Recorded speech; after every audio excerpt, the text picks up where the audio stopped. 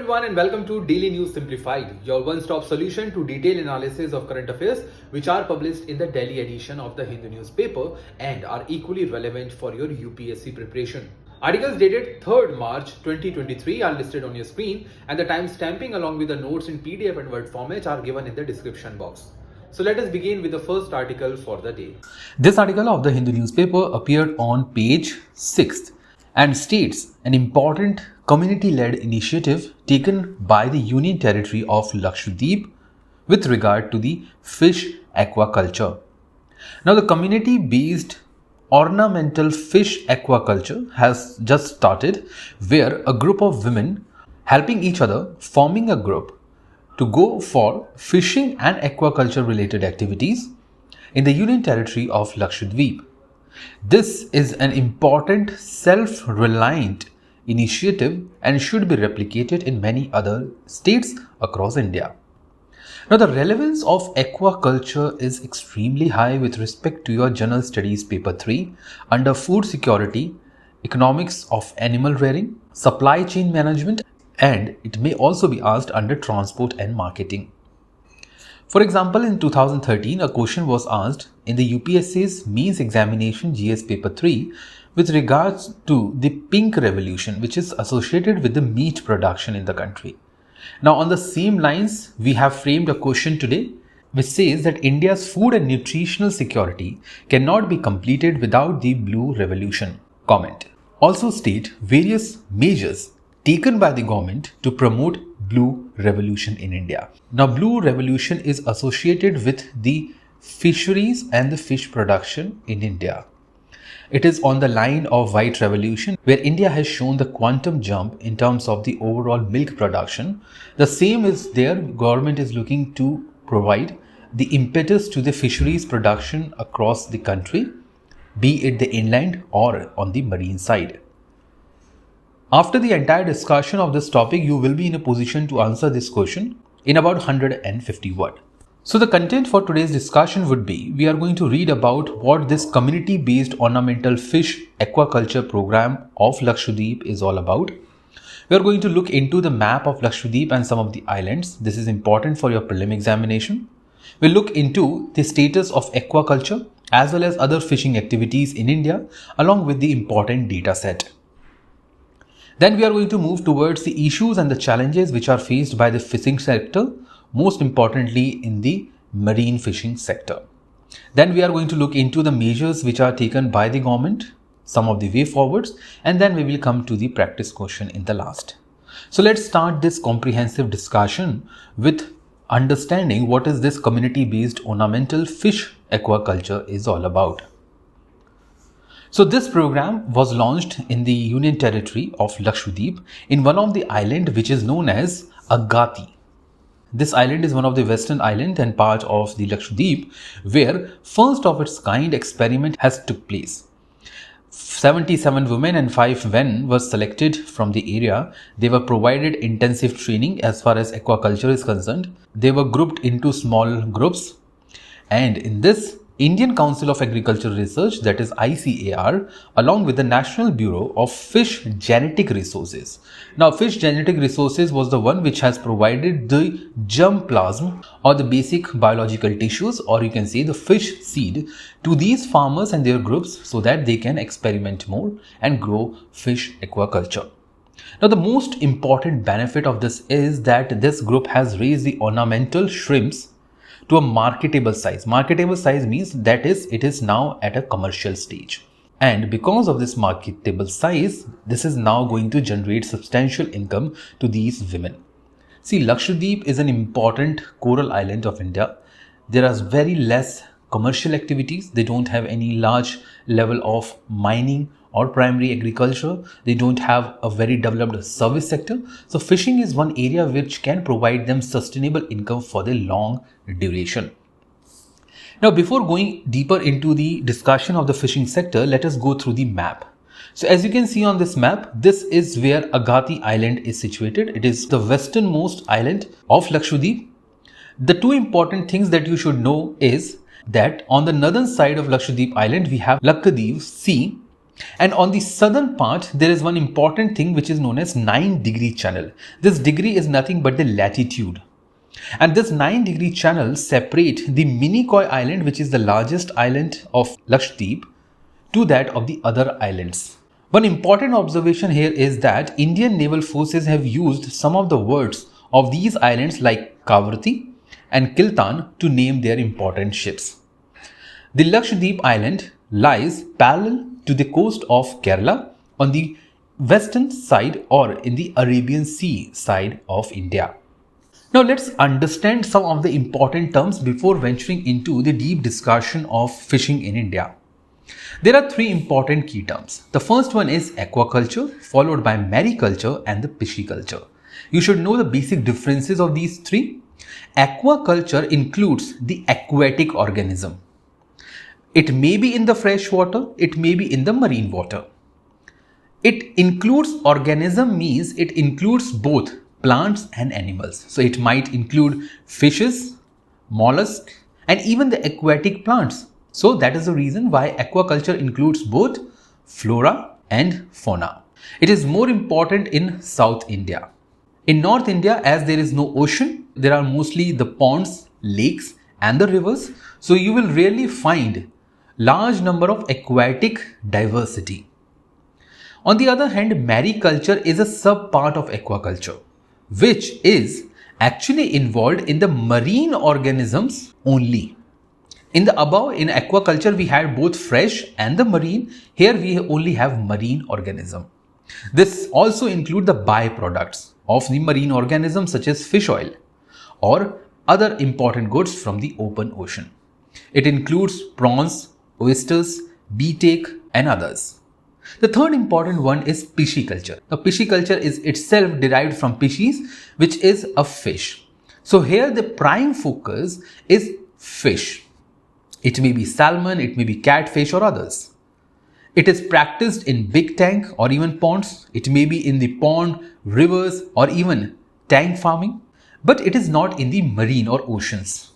So the first one includes both fresh water and the marine water and all the aquatic animals and plants. The second one includes the marine organisms only. The third one includes the non-marine fish organisms. Now let us start with the current status of fishing sector in India. As far as fish production is concerned, so there are two divisions, inland and the marine. Inland means the fish production in lakes, ponds or even the rivers. They contribute about 65% of the total fish production in India. On the other hand, the marine fish production contribute almost like 35% of the rest. And this marine includes the sea and the ocean fisheries. If we talk about the current status of fishing sector, important data are mentioned on your screen. Now, fishing is one of the allied sector of Indian agriculture, so you will not find a separate GDP calculation of fishing sector. It is calculated as a part of allied sector to the agriculture. Fisheries and the aquaculture, that is the one which also includes the plants from the marine or from the fresh water, plays an important role for the development and the protection of protein in the country. Protein is an important dietary supplement that is required, and people who have consumption of fish have a good amount of protein in their diet. As far as inland fisheries is concerned, so it is 12 million ton. Marine includes 4 million ton, and this is visible from the way we have discussed that the first have almost 65% of the production, the rest 35%. The sector has actually produced a record level of 16 million tons of the overall fishes, out of which 4 million ton, that is 25%, was actually exported. And most of the exports of Indian fisheries are the ornamental fisheries. The top export destination includes Thailand, UAE, Singapore, Hong Kong, China, Jordan and Taiwan. Most of them are from Asia itself. The potential states in India which are good for the fisheries production, especially the ornamental, includes West Bengal, Tamil Nadu, Maharashtra, Kerala, Odisha, Gujarat, Karnataka, Assam and Manipur. Most of these states are actually the coastal states. Among these states, the highest production comes from Andhra Pradesh and West Bengal, which actually produce 41% of the total output. As far as distribution on the west and the east coast is concerned, so it is about 59 to 41 ratio. That is 59% of the overall production is from the western coast, while 41 comes from the eastern coast.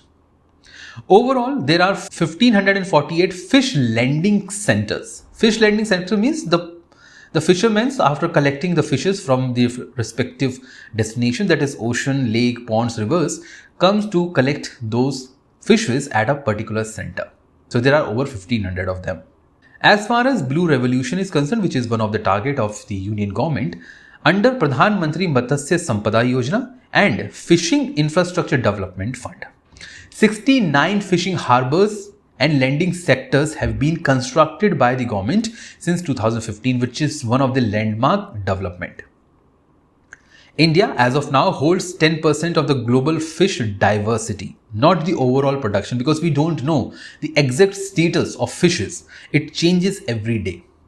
And the most important advantage for India is that it has over 2 million square kilometers of exclusive economic zone, which is also an advantage because this can be explored by India.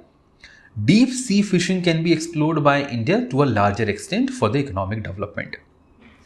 Now, the other status also says that India's future plan has been targeting a robust growth. For example, as far as fish production is concerned, so India is aiming to achieve 22 million tons by 2025. In the previous data, as you can see, we were around 16.25 million tons. And in the next 3-4 years, India is planning to add another 6 million tons. As far as fish per capita consumption is included, so it is going to be increased to 12 kg by the next 2 financial year. As of now, it is around 5 kg. On the front of aquaculture productivity, India aims to enhance the production from 3 ton to 5 ton per hectare. And per hectare means mostly the inland farming. And the last important future plan is that India is looking to export at least 1 lakh crore of fisheries by 2025. So these targets are important. You can utilize these for the conclusion in your mains answer writing if a question on fishery is being asked. Now let's talk about the challenges. This is important for your UPSC's mains examination. So the first important challenge in this sector is about the excessive input cost. Be it the vessels, be it the net, be it the transportation cost or the diesel which is being utilized by the fishermen to run their boats. All of them are excessively high. There are social issues, especially with respect to women who are ethically judged to being involved in the fishing activity. There is a low quality of resource utilization. Why? Most of the fishermen in India are using non-mechanized boats. They don't have money to buy the mechanized boat. Hence, they cannot go deep sea. They cannot utilize the availability of the fishes in the deep sea. While other who are rich, who have boats, the one who are working on the commercial purpose are actually over-exploiting those resources. Then comes the stagnation in the development of marine fisheries. More or less, you will observe that in the last 2 decades, the growth of inland fishery has overpowered that of the marine fishery. There are 2 reasons for that. India is a country where still large number of non-mechanized boats are used, and non-mechanized boats are very, very vulnerable when it comes to the open oceans. Fishermen die because of the unfortunate weather patterns. And the second reason is that inland fishery is more profitable because it can be utilized along with the paddy cultivation, that is rice cultivation. Then comes the restricted ownership of water bodies. Who owns a particular lake? Who owns a particular pond? If it is under the community resources, entire village, entire panchayat can utilize it. But what happens if the ownership is not yet defined? As far as seeds and medications are concerned, so their availability is very, very fixed. India is one of the nations which has high number of fishermen but low productivity. So per fisher, per boat, per farm, we only produce 5 kg while in Norway it is 250 kg, which is a very, very high number. Even if we reach half of what Norway is doing right now, India would turn out to be one of the largest producer of fish. When it comes to the cold storage, yes, the cold storage is very, very limited. If you go to a particular fish market across India, you will find that most of the fish selling is based on catching the fish in the morning and selling it in the evening, or vice versa. Because there is no cold storage. The best cold storage which a small poor farmer is using is the use of ice. Then there are issues of bottom trawling by the commercial fishermen and improper demarcation of the fishing boundary, which actually end up in fishermen going into the foreign territory. Hence they are getting arrested, especially by Sri Lanka and Pakistan. And the last important issue is that inland fishing of India has mostly taken as a secondary activity. So for example, if there's a person who has a large amount of land, he is trying to grow rice and supplement that water reservoir as a fishing area, because rice under the National Food Security Act as well as the public distribution system is going to provide sure short returns to the farmer who is going to have a dedicated MSP for his rice, but there is no MSP for the fish or fish products. According to the Food and Agriculture Organization's report, and the title of the report was State of World Fisheries and Aquaculture, 90% of the global marine fish stock have been either completely exploited or overfished. This is a concern. This concern is not only for India, this concern is for the entire world. So given this concern, it is clearly stated out that the future of fishery in India lies in the inland fisheries and not on the marine fishery. Now let's talk about what government is doing. Now these are the 5 important stances what government has done in the recent past. The first one is the Pradhan Mantri Matsya Sampada Yojana. Then government has provided FDI to the range of 100% in the fisheries. We have importance of production linked incentive given to the fishing production. The fourth one is National Fisheries Policies 2020. And the last one is Fisheries and Aquaculture Infrastructure Development Fund. We are going to read about the 3 of these important schemes in detail. So let's start with the Pradhan Mantri Matsya Sampada Yojana. This program was launched as a flagship program for the development of fisheries sector in the country. It is part of Atmanirbhar Bharat package and came during the lockdown of COVID-19. This came as a package because farmers, especially the fish farmers, were under extreme stress. Markets were closed down and they had nowhere to sell their produce because fish is a perishable good. The duration of the program is between 2021 to 25 financial year. The achievements of this program are manifold. However, before that, we are going to look into the objectives. The first objective is to harness the potential, because India is one of the nations which has a very, very high potential of fisheries along with sustainable, responsible, inclusive and equitable manner. Government is looking to enhance the fish production, as we have seen, from 16 million ton to 22 million ton through the expansion, intensification, diversification and productive utilization. Government is also looking to modernize and strengthen the value chain, especially the post-harvest storage through the cold chain. Double fishers and fish farmers' income, which is important, and the scheme that actually has been adopted in Lakshadweep is going to help the fish farmers' income doubling in years to come. So that should be replicated. It is going to enhance the overall gross value added of agriculture and the exports, as fisheries is part of the allied sector to the agriculture. It is going to ensure social, physical as well as economic security to the fishermen, especially in the coastal areas. And lastly, the objective says that it is going to build a robust fisheries management and the regulatory framework. Here, Ministry of Fisheries is going to be the most important catalyst. Now, as far as achievement is concerned, so after the rolling out of this Matsya Sampada Yojana, 14% of annual growth has been registered, which is actually a very promising one. Now, India is exporting fisheries to 123 nations and the quantum jump has been seen in the processed food.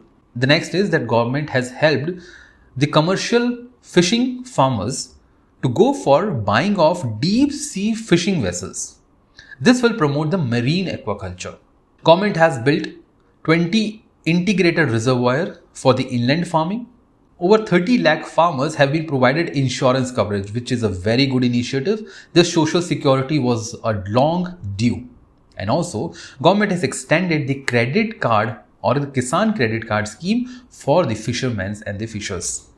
If we come to an important infrastructure development program, so Fisheries and Aquaculture Infrastructure Development Fund was created under the Ministry of Fisheries with an objective to create infrastructure for the fishermen, let's say cold storage. And this includes both marine and the inland fisheries.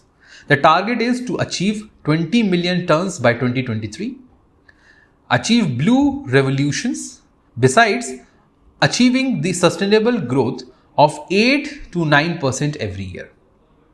Now, as far as the third target is concerned, we are already registering 14% of the annual growth. So this is the good one. As far as 14 million ton is concerned, so it is likely to be achieved next year. Now let's talk about the National Fisheries Policy of 2020. This is a very, very important thing and could be asked in the mains as well.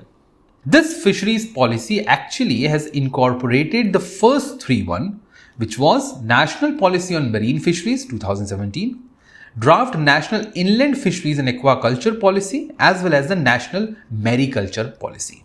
This has also incorporated the post-harvest development of fisheries sector. The main objective highlighted under this policy includes creating the interconnected policies, accounting for socio-ecological, ethnic and institutional factors, integrating sustainable tourism, because tourism through fishery is also important and this is going to promote the employment generation, protecting the traditional knowledge of the farmers, focusing on the representation of the gender issues, the one which we highlighted where women are not considered to be a good fisherman, and also taking the multi-stakeholder policy approach. Multi-stakeholder actually includes government, private sectors, fishermen, NGOs, as well as the cooperative sector. Now, it seems that government has taken a lot of initiative. There are policies, there are schemes, there are funds, but there are more which we can do. So in terms of way forward, a lot can be done. So here we have the way forward with respect to the fishing sector. The first is that introducing deep sea fishing vessels at a larger amount and assisting the fishing community to convert their existing vessels and gear for the beyond water.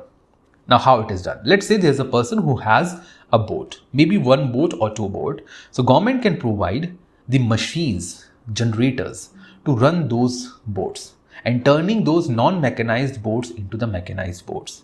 Government can provide large funds for a single community to buy large vessels, and these vessels then can be utilized by the community as a whole.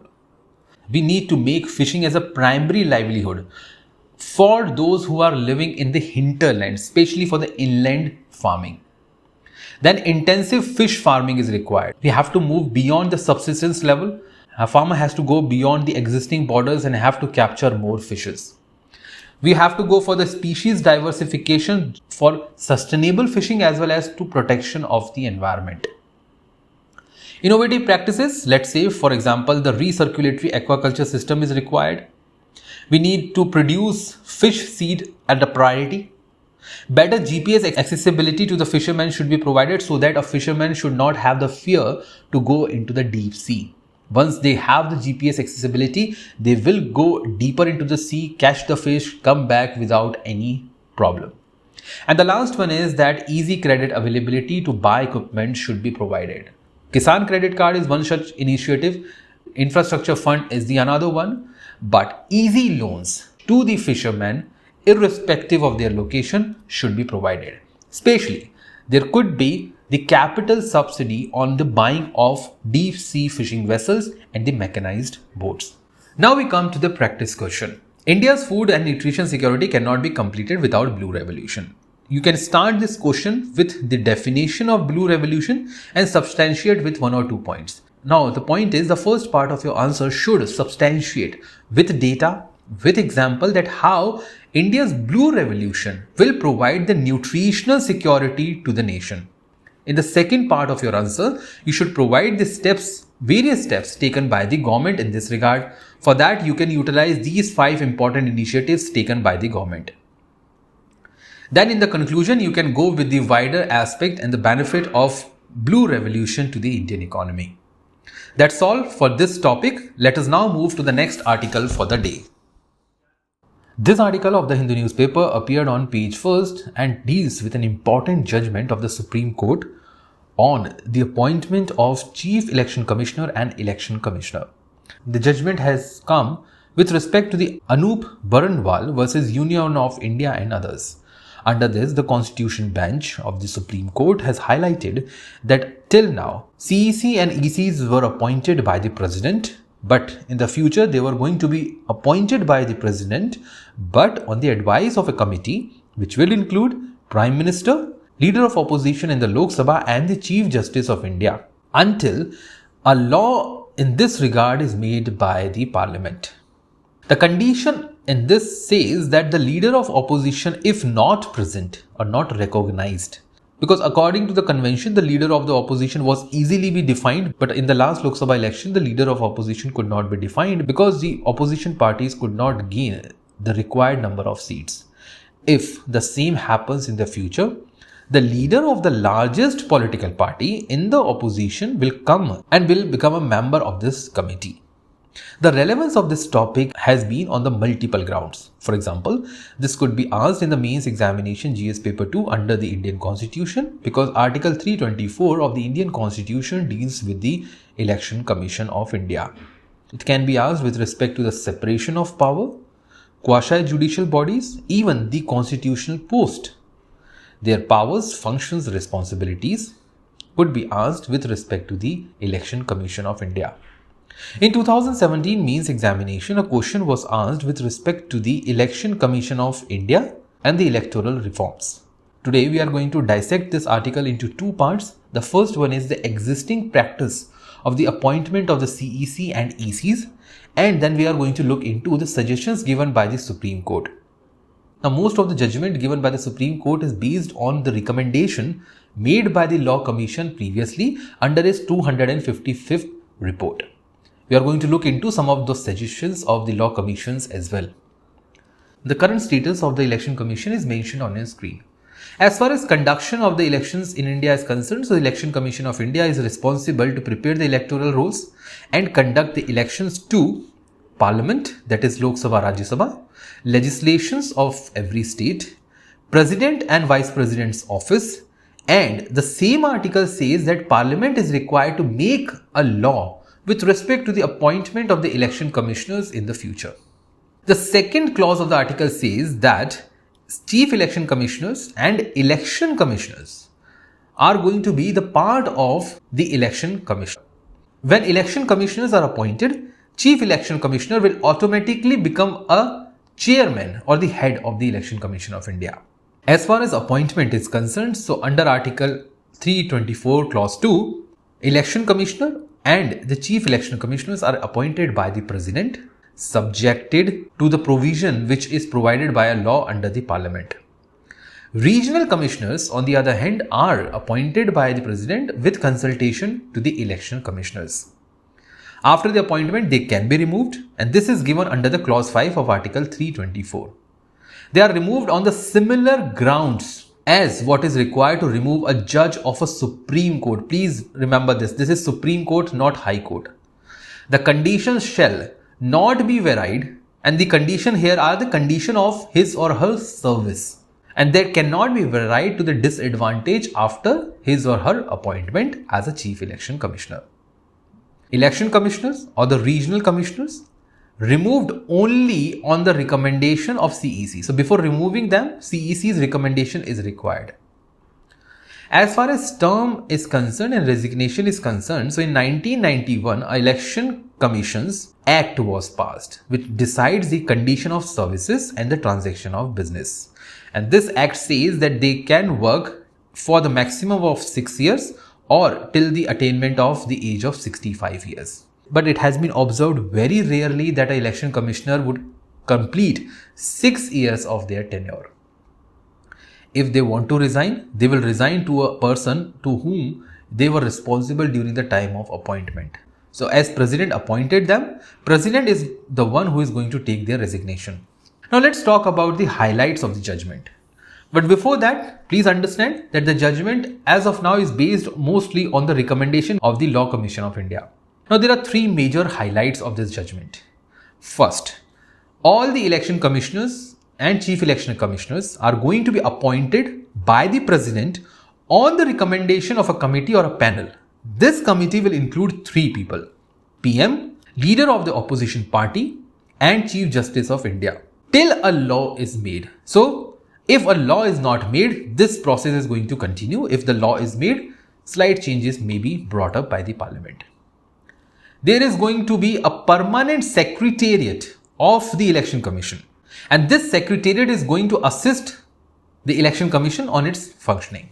And the third, expenses, all the work cost, all the overhead cost of the election commission is now going to be charged on the consolidated fund of India, hence not required to be voted upon. This will ultimately bring more independence to the election commission, and they are not required to depend on the day-to-day expenses every time, every year on the budget. Apart from this highlights, there are certain points that the Supreme Court has observed in its judgment. According to the Supreme Court, the first is Election Commission is not ensuring free and fair polls across India. This is a very, very important allegation. The second is that most of the time ruling parties at the center has forced the Chief Election Commissioner to work according to their whims and fancies. According to the Office of the Election Commissioner, he or she is an independent person and should not be biased, but this has really been observed. No government has introduced a law as provided under the Article 324. So I am going to take you back to what it has said. So a law can be made for the appointment of the Election Commission and other provision by the Parliament, but this has not been made. The next observation is that the removal process of EC and CEC should be same. As we have seen that as of now, CEC is required to make a recommendation, or his recommendation is required before removing election commissioners. And it has really been seen that they complete their tenure of 6 years. So these are the basic observations. However, the highlight was the judgment itself. Now, before moving ahead to the next article, it is important to know the recommendations which were made by the Law Commission, because if this question is being asked in the mains examination, you can highlight the other recommendation of the Law Commission as a way forward. So these are the important suggestions. First, there is need to be a parity on the removal. So whether it is Chief Election Commissioner or the election commissioners, they should be removed in the same manner, and no one should recommend the removal of the other. Election commissioners' expense should be charged on the consolidated fund of India. So this is what Supreme Court supported. Separate and independent secretariat should be provided. This is also what Supreme Court has given in the judgment. Collegium based appointment, and this is also the most important recommendation of the judgment. Apart from this, elevation of the Chief Election Commissioner should be based on the seniority and not on the whims and fancies of the central government. Common electoral rolls should be prepared to avoid the duplication during the parliamentary assembly and the local elections. Why create separate one? This is going to create more duplication of a same person through the voter ID cards. If a person is filling the false affidavit, they should fall under the corrupt practice. Candidates should only fight from the one constituency and not two. For example, you must have known that Rahul Gandhi has fought from two constituencies, one from the state of Kerala and the second one from the state of Uttar Pradesh. Misusing the religious sentiments, as we have seen in the case of Delhi few years back, during the election should be made punishable offense, because this has created one of the most numbers of communal tensions during the election time. Bribing during election should be made a cognizable offense, and election commissions must have the power to deregister a political party if they create any nuisance. This will make election commission one of the most powerful body as far as election is concerned. So with entire discussion on this judgment, let us now move to the next article for the day. This article of the Hindu newspaper appeared on page 10 and talks about an important observation with respect to the human capital in South Asian region. Here the author has actually taken up an important issue where health and education, two important component of the development of human capital, has been shown to be at a dismal position right now in South Asia with a special focus on India. According to the article, the author has talked about the human capital of South Asian region, existing challenges and certain way ahead. The way ahead given by the author is the most important highlight of this article, and that is the reason why we have taken this article for today's discussion. As per the author, with half of its population, that is the population of South Asia, which is under the age of 24, over 1 million people right now are set to enter the labor force. Now what does this show? It shows that in the next 7-8 years, the high demographic dividend is going to be available for the South Asian region with special focus on India. This ultimately will help in the quantification and the qualification of the human capital and its improvement, and this will ultimately help in the development of GDP per worker. It might even double in the next 7 to 8 years. However, there are certain hindrances in the better achievement of the utilization of the demographic dividend. The first is that the high ratio of stunted children. Over a third of worlds, that is 33% of the stunted children of the world are living in South Asia, including India. A child who is born in these countries is only going to attain 48% of his or her potential productivity. Let me give you an example. Let's say there's a person and he is supposed to produce X amount of goods and services. He's going to gain education to a certain level. Then if we compare that person to anyone in South Asia, the person in South Asia is going to do just half of that. If there are 10 people who are going to have the graduation degree, there are only going to be 5 people in South Asia. So this shows just the half of the productive potential of the people in South Asia. The third challenge is that the average spending of the government in the South Asian countries, the spending to the ratio of GDP on health and education remains at 1% and 2.5% in comparison to 5.9% and 3.7% in the other countries. And the fourth issue, which is the most biggest hindrance, is the recent one with respect to the COVID-19 pandemic, where additional 35 million people were thrown to the extreme poverty levels in these countries. So what should we do? According to author, which is also the highlight of this article, are the 3 case studies. And all the 3 case studies says that simple and low cost education program should be run. For example, in Bangladesh, a child attending a year of additional preschool with 2 hours of additional sessions focusing in the improvement of literacy, numeracy and social development has shown very, very promising result. So just 1 additional year of preschool can change the life of a child. In Tamil Nadu, 6 months of additional extra remedial classes has shown a very, very high promising result. And in case of Nepal, government teachers are told to run a phone tutoring program. And this has shown an improvement in the foundation numeracy, mathematical skill of student by 30%. So you can utilize these 3 case studies in the answers to write in your mains examination. The second thing is that we should leverage the technology, be it the internet, mobile phones and the upcoming 5G technologies, to ensure the learning remains uninterrupted, irrespective of what happens in the near future. The third is we need to increase the collaboration. Not only the different individuals in the sector, bringing private and public sector together, improving the human development systems, as well as making coordination among various stakeholders. And the last one is linking data and technology. Now, what does it mean? It means that we should have the data availability, what school, which child, and which particular sector or section of his education is lacking behind. Let's say there are 5 children in one of the schools in the state of Arunachal Pradesh. Those 5 children do not have good numerical or numeracy capacity, Or there might be other 5 to 10 children who are in the state of Rajasthan or Gujarat or maybe in southern state that are very, very poor in terms of reading or a particular language. We should have that data available at hand. That data will provide in linking these students, providing them a common tutor, and utilizing the technology to create a link between the tutor and the respective student so that the learning gap can be filled. The moment we do this, along with the improvement in the health provisions and the health provided by the government and the private sector, India is going to utilize the human capital, and not only India, even many South Asian countries are going to utilize their human capital and will utilize the overall demographic dividend available for them in the next 1 decade.